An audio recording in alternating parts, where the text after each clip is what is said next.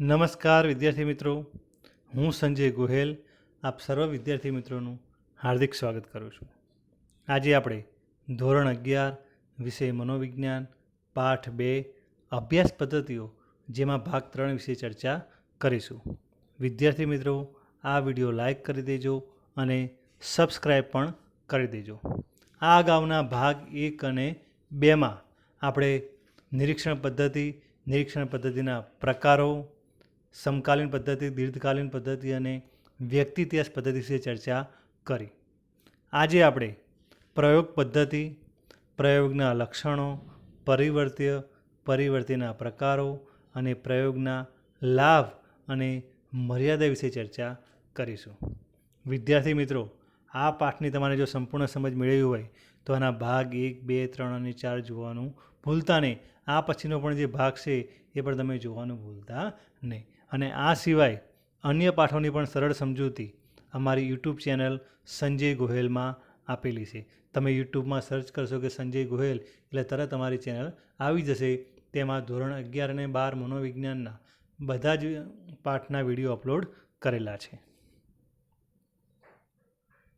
પ્રયોગ પદ્ધતિ, experimental method. પ્રયોગ એ મનોવિજ્ઞાનનું હાર્દ છે, કારણ કે જો મનોવિજ્ઞાનને વિજ્ઞાન તરીકેનો દરજ્જો મળ્યો હોય તો પ્રયોગ પદ્ધતિના કારણે જ મનોવિજ્ઞાનને એક વિજ્ઞાન તરીકેનો દરજ્જો પ્રાપ્ત થયો છે. પ્રયોગ પદ્ધતિ એ મનોવિજ્ઞાનને વિજ્ઞાનનો દરજ્જો અપાવી અન્ય વિજ્ઞાનોની હરોળમાં સ્થાન અપાવ્યું છે. મનોવિજ્ઞાનમાં નિરીક્ષણ પદ્ધતિ તો શરૂઆતથી જ વપરાતી પદ્ધતિ છે, પરંતુ તેમાં વિલિયમ વુડ નામના મનોવૈજ્ઞાનિકે પ્રાયોગિક અભિગમ અપનાવી 1879માં તેને આધુનિક દ્રષ્ટિબિંદુ સાથે વિજ્ઞાનમાં સ્થાન પ્રાપ્ત કરવા સક્ષમ બનાવ્યું છે. વ્યાખ્યા. સીધી સરળ વ્યાખ્યા છે: પ્રયોગ એટલે નિયંત્રિત પરિસ્થિતિમાં કરવામાં આવતું નિરીક્ષણ. એકદમ ટૂંકી વ્યાખ્યા: પ્રયોગ એટલે નિયંત્રિત પરિસ્થિતિમાં કરવામાં આવતું નિરીક્ષણ. બીજી વ્યાખ્યા છે ટીત્સનર નામના મનોવૈજ્ઞાનિકે આપેલી છે. તે વ્યાખ્યા પ્રમાણે પ્રયોગ એ હેતુપૂર્વક નક્કી કરેલી શરતોને આધારે ચોક્કસ પરિસ્થિતિ ઉત્પન્ન કરી તેમાં જરૂરી નિયંત્રણો મૂકી કરવામાં આવેલું નિરીક્ષણ છે. પ્રયોગ એ હેતુપૂર્વક નક્કી કરેલી શરતોને આધારે ચોક્કસ પરિસ્થિતિ ઉત્પન્ન કરી અને તેમાં જરૂરી નિયંત્રણો મૂકી કરવામાં આવતું નિરીક્ષણ એટલે પ્રયોગ. વ્યાખ્યા આપી છે ટીત્સનર. ત્રીજી વ્યાખ્યા આપી છે BF એન્ડરસન. એને વ્યાખ્યા આપી છે કે પ્રાયોગિક પરિસ્થિતિમાં એક પરિવર્તિમાં હેતુપૂર્વક ફેરફાર કરી તે ફેરફારની અન્ય પરિવર્તિઓ પર શું અસર થાય છે તે જાણવા માટે બે પરિવર્તિના પરસ્પરના સંબંધનું કરવામાં આવતું નિરીક્ષણ એટલે પ્રયોગ. પ્રયોગના લક્ષણો. પ્રયોગના 4 લક્ષણો છે. પહેલું લક્ષણ નિયંત્રણ, બીજું લક્ષણ પરિવર્તન, ત્રીજું લક્ષણ પુનરાવર્તન અને ચોથું લક્ષણ વસ્તુલક્ષિતા. હવે આપણે આ 4 લક્ષણોને વિગતે સમજવાનો પ્રયત્ન કરીશું.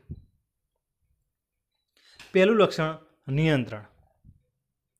પ્રયોગશાળામાં કરવામાં આવતા કોઈપણ પ્રયોગમાં જો નિયંત્રણ ન હોય તો એક પરિવર્ત્યની બીજા પરિવર્ત્ય પર શું અસર થાય છે તે ચોક્કસપણે જાણી શકાતું નથી. આથી પ્રયોગ કરતા પ્રયોગ દરમિયાન જે પરિવર્તિઓનો અભ્યાસ કરવાનો હોય તે સિવાયના અન્ય તમામ પરિવર્તિઓ પર નિયંત્રણ રાખે છે. દાખલા તરીકે, ઊંઘની ગોળીની વ્યક્તિની કાર્યક્ષમતા પર થતી અસર તપાસવાના પ્રયોગમાં ઊંઘની ગોળી લેવાની આદતવાળી વ્યક્તિઓને પ્રયોગપાત્ર તરીકે લેવા જોઈએ નહીં. તો આવા જે વધારાના પરિબળો છે કે જે આપણા પ્રયોગને જો અસર કરતા હોય અને તેના કારણે આપણા પ્રયોગનું પરિણામ દૂષિત આવતું હોય તેવા વધારાના પરિવર્તિઓ પર નિયંત્રણ રાખવું પડે છે. બીજું લક્ષણ છે પરિવર્તન. પરિવર્તન એ પ્રયોગનું ખૂબ જ મહત્ત્વનું લક્ષણ છે. જો પ્રયોગમાં પરિવર્તન કરવામાં ન આવે તો પરિસ્થિતિ તેની તે જ રહે છે. તેથી અભ્યાસ શક્ય જ બનતો નથી. આથી જ પરિવર્તન એ કુદરતી નિરીક્ષણની સરખામણીમાં પ્રયોગ પદ્ધતિને વધારે વૈજ્ઞાનિકતા બક્ષતું લક્ષણ ગણાવી શકાય.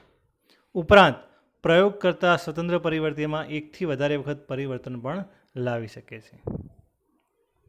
દાખલા તરીકે ઘોંઘાટ અથવા ઉષ્ણતામાનની શિક્ષણ પર થતી અસર તપાસવાના પ્રયોગમાં ઘોંઘાટ વગરની, થોડા ઘોંઘાટવાળી અને અતિ ઘોંઘાટવાળી પરિસ્થિતિ એમ વિવિધ પરિવર્તનો લાવી વિવિધ પરિસ્થિતિઓમાં વ્યક્તિની શિક્ષણની કાર્યક્ષમતામાં થતા ફેરફારોનો અભ્યાસ થઈ શકે છે. ત્રીજું લક્ષણ છે પુનરાવર્તન. પ્રયોગને કુદરતી નિરીક્ષણ કરતાં વધુ વિશ્વસનીય દરજ્જો જો પ્રાપ્ત થયો હોય તો તેના પુનરાવર્તનના લક્ષણને કારણે જ પ્રાપ્ત થયો છે. કોઈપણ પ્રકારના નૈસર્ગિક પ્રયોગમાં પુનરાવર્તન શક્ય હોવાથી તેના પરિણામોની ચકાસણીને અવકાશ હોતો નથી.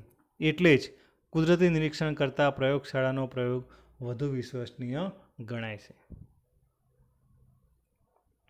દાખલા તરીકે અગાઉના પ્રયોગોમાં કે વર્ષો પહેલાં જ્યારે સંશોધનો કરેલા ત્યારે પુરુષો કરતાં સ્ત્રીઓમાં સૂચનવસ્તા વધુ હોય છે તેમ દર્શાવતા હતા.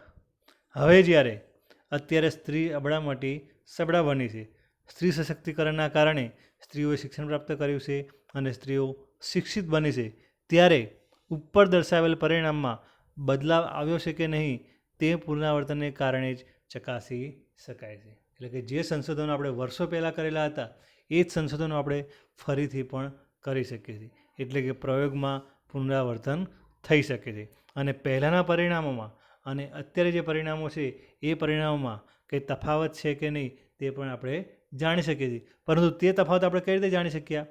જ્યારે પ્રયોગનું પુનરાવર્તન થયું ત્યારે.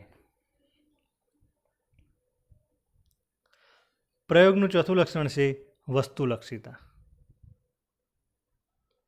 પ્રયોગ દરમિયાન પ્રયોગકર્તા અથવા નિરીક્ષકની કોઈપણ અંગત માન્યતા, મનોવરણ અને પૂર્વગ્રહ વગરનું નિરીક્ષણ એટલે વસ્તુલક્ષિતા. કોઈપણ પ્રયોગના પરિણામોને વિશ્વસનીય બનાવવા માટે પ્રયોગકર્તા અથવા નિરીક્ષકમાં વસ્તુલક્ષિતા હોવી અનિવાર્ય છે અને જો વસ્તુલક્ષિતા ન હોય તો જે તે પ્રયોગના પરિણામો દૂષિત આવે છે.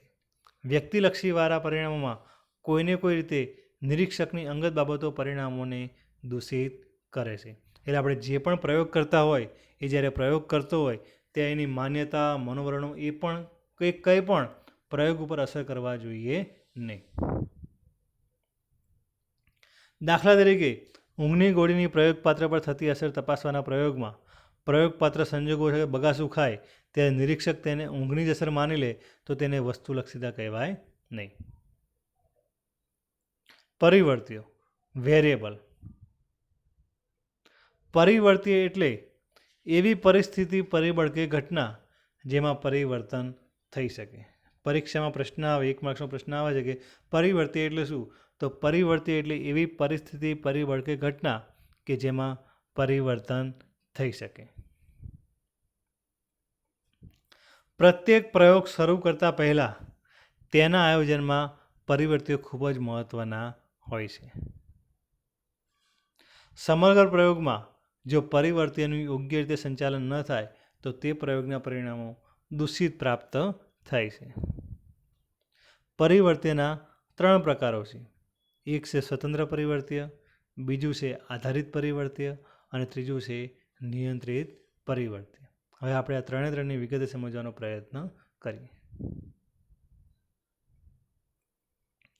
પહેલું પરિવર્તીય છે સ્વતંત્ર પરિવર્તીય, જેને અંગ્રેજીમાં કહેવાય છે ઇન્ડિપેન્ડન્ટ વેરિયેબલ.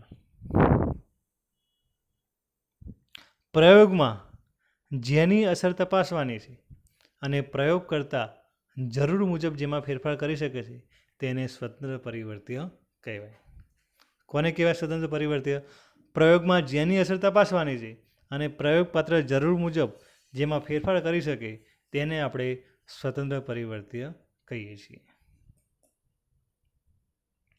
પ્રયોગ દરમિયાન સ્વતંત્ર પરિવર્તીયમાં ફેરફાર કરવાથી પરિસ્થિતિમાં પણ પરિવર્તન આવશે. આ પરિવર્તન માટે જવાબદાર એવા સ્વતંત્ર પરિવર્તનની અસર પ્રયોગ દરમિયાન 2 રીતે ચકાસી શકાય છે. એક, સ્વતંત્ર પરિવર્તનને હાજર કે ગેરહાજર રાખીને, અને બીજી રીત છે સ્વતંત્ર પરિવર્તનની માત્રામાં ફેરફાર કરીને. દાખલા તરીકે આલ્કોહોલની પ્રયોગપાત્રની સ્મૃતિ પર થતી અસર ચકાસવાના પ્રયોગમાં આલ્કોહોલ એ સ્વતંત્ર પરિવર્ત્ય છે. આપણે એક પ્રયોગ કરવો છે કે જેમાં કોઈ વ્યક્તિ જો આલ્કોહોલ પીવે તો આલ્કોહોલની અસર તેની યાદશક્તિ પર પડે છે કે નહીં. તો આની અસર આપણે બે રીતે ચેક કરી શકીએ. પહેલું, પ્રયોગપાત્રને આલ્કોહોલ આપીને, એટલે કે એ છે સ્વતંત્ર પરિસ્થિતિ. અને બીજું, આલ્કોહોલ આપ્યા વગર, તે છે નિયંત્રિત પરિસ્થિતિ. અને બીજું, આલ્કોહોલના પ્રમાણમાં ફેરફાર કરીને. એક જૂથને આપણે 50 મિલી આલ્કોહોલ આપ્યું, બીજા જૂથને 100 મિલી આલ્કોહોલ આપ્યું અને ત્રીજા જૂથને 150 મિલી આલ્કોહોલ આપ્યું અને ત્રણેય જૂથની સ્મૃતિની સરખામણી કરી સ્વતંત્ર પરિવર્તનની માત્રામાં ફેરફાર કરવાથી થતા પરિવર્તનો આપણે જાણી શકીએ છીએ.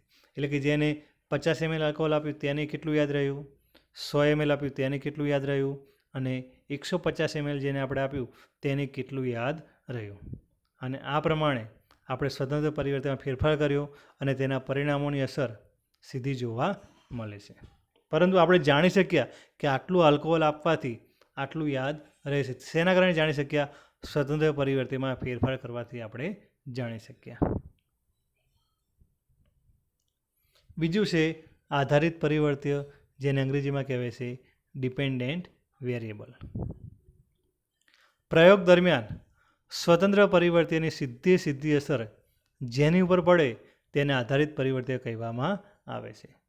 આ પરિવર્ત્ય સ્વતંત્ર પરિવર્ત્ય પર આધારિત હોવાથી તેને અવલંબી પરિવર્ત્ય તરીકે પણ ઓળખવામાં આવે છે અને આને પ્રયોગનું પરિણામ પણ કહેવાય છે. પ્રયોગ કરતા પ્રયોગ દરમિયાન ક્યારેય આધારિત પરિવર્તનમાં ફેરફાર કરી શકતો નથી.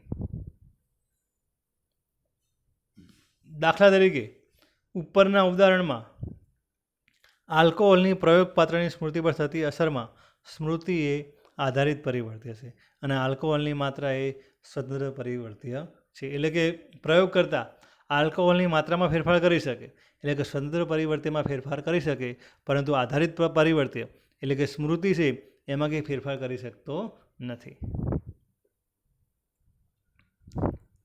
ત્રીજું છે નિયંત્રિત પરિવર્ત્ય, કંટ્રોલ વેરિયેબલ.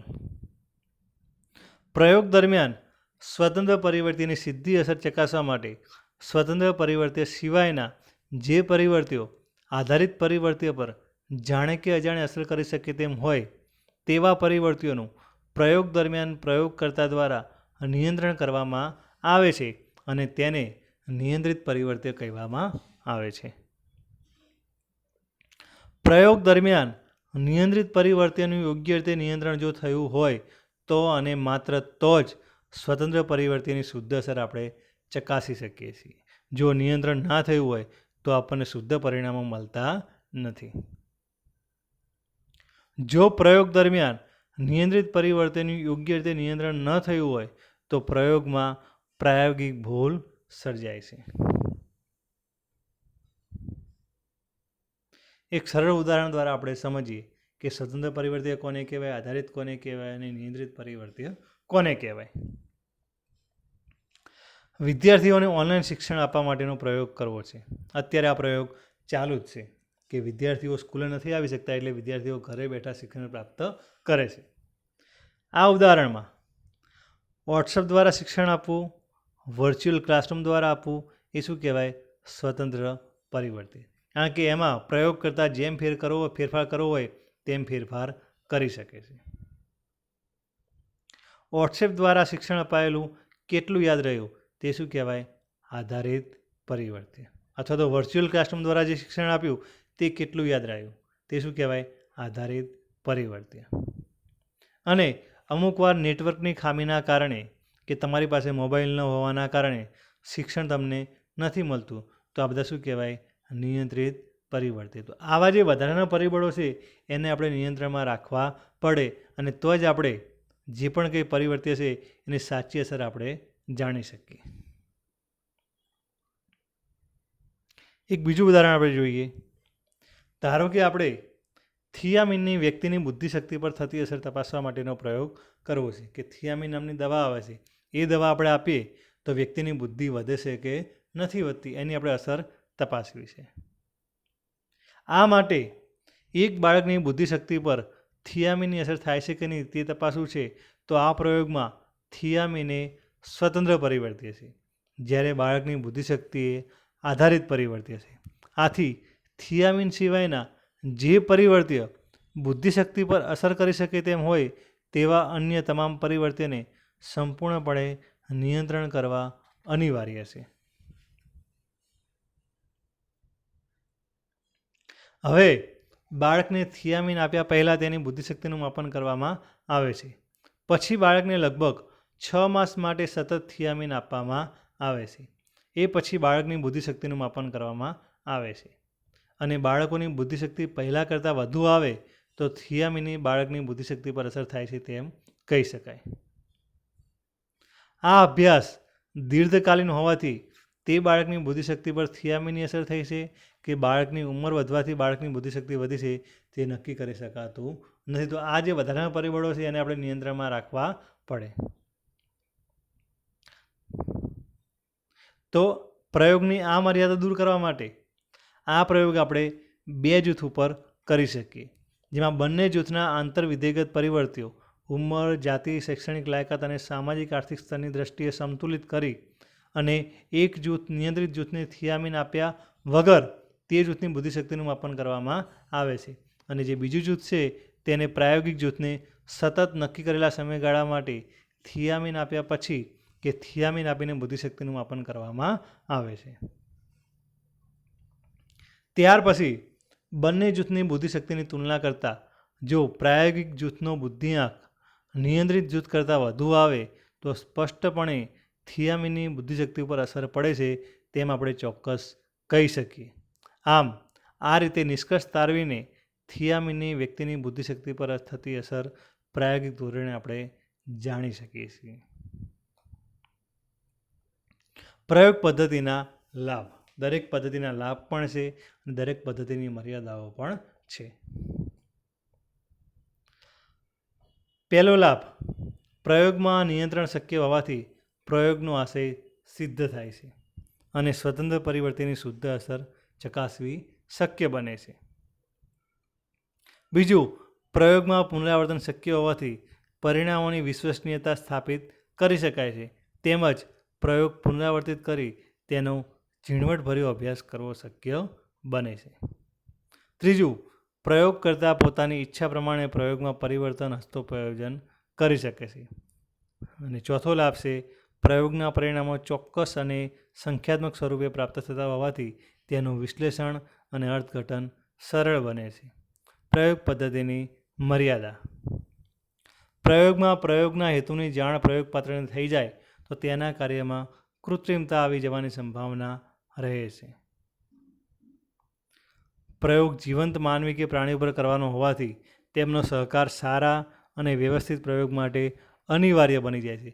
જો વ્યક્તિ સહકાર ના આપે તો આપણો જે પ્રયોગ છે એ પ્રયોગ પૂરો થતો નથી. અથવા તો કોઈ પ્રયોગપાત્ર અધવચ્ચેથી પ્રયોગ છોડી દે તો પણ આપણો પ્રયોગ પૂરો થતો નથી. અને ત્રીજી મર્યાદા છે, પ્રયોગ કરવામાં ક્યારેક પ્રયોગકર્તા માટે નૈતિક, કાનૂની અને સામાજિક બાબતો બંધન કરતા બની શકે છે. તો એના 4 લાભ છે અને 3 મર્યાદા છે. થેન્ક યુ વિદ્યાર્થી મિત્રો. આ વિડીયોને લાઈક કરી દેજો અને સબસ્ક્રાઈબ કરી દેજો. અને હવે પછીનો જે ભાગ 4 છે તેમાં આપણે પ્રશ્નાવલી પદ્ધતિ, મુલાકાત પદ્ધતિ, મનોવૈજ્ઞાનિક કસોટીઓ અને મનોવૈજ્ઞાનિક કસોટીઓના લક્ષણો વિશે ચર્ચા કરીશું.